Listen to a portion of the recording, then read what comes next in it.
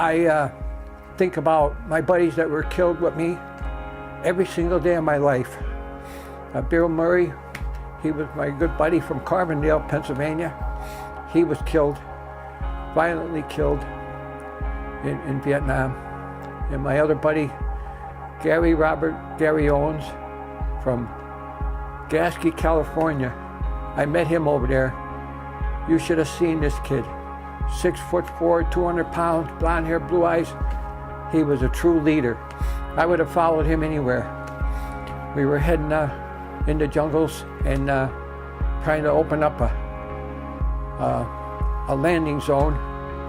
And he stepped out into the landing zone and he was brutally ambushed and he was impaled on a tree limb and they kept shooting him in the chest. And he didn't fall down and he saved a lot of our lives. I'll never forget him.